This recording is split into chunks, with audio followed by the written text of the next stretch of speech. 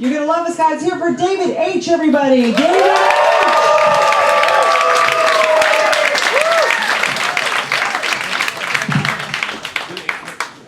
Thank you for your enthusiasm.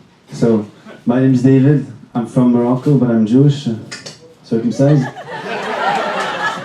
This information has zero relevance to my set whatsoever. I just thought I should be upfront about my foreskin situation before I do comedy.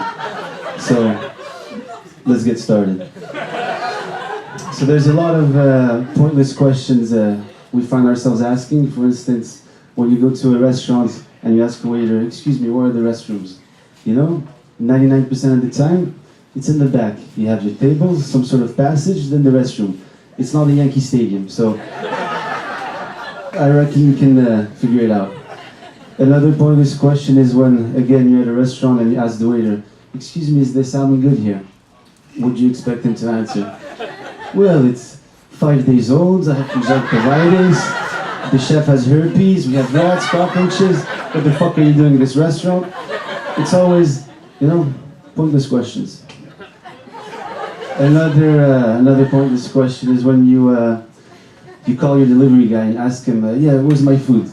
"It's on its way." The food is on its way. What do you think he's gonna say? "Yeah, man, taking a shit, smoking a J, finishing a game of 2K, and I'll be on my way." Save your oxygen.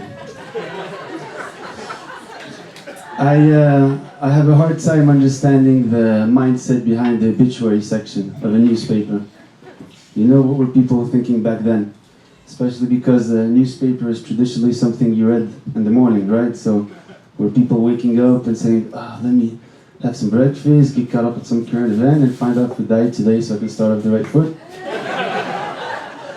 It's very odd to me. The only possible explanation I could think of for someone who's checking the obituary section of a newspaper on a daily basis is if this person is waiting for someone specific to die because they want something to happen that can't happen because this person is alive.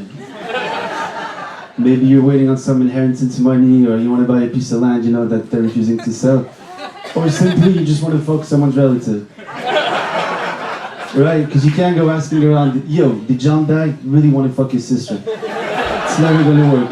So what you do is, every day you wake up in the morning, you read that obituary section of the newspaper, and the moment John is dead, you go to his sister and try to get some grieving puss.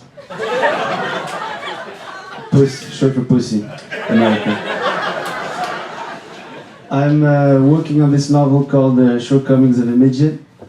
Many people feel it's going to be highly offensive towards little people, but in reality no one's going to get offended because we're displaying the book on the top shelf. Because midgets, top shelf, comedy, perfect.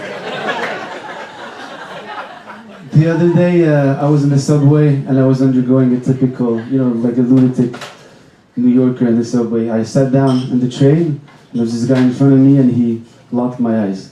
I don't know if he was homeless or just crazy, most likely both. He was on the fence, and he was looking at me for the following 7 minutes. He just started insulting me out loud, and the whole train knew what was going on. He was going like, "Stupid motherfucker, pathetic motherfucker." And I got like pity smirks, like, it's unfortunate what's happening, but whatever. Then we got to 34th Street at Penn Station, and he just stood up and left. No goodbye, never got his name, no closure whatsoever. But what bothers me to this day is, why 34th Street? In retrospect, I think this guy had a plan, he knew where he was going, maybe he was going to have brunch, some scrambled eggs, who knows? So, don't judge a book by its clothes in the subway. Good joke.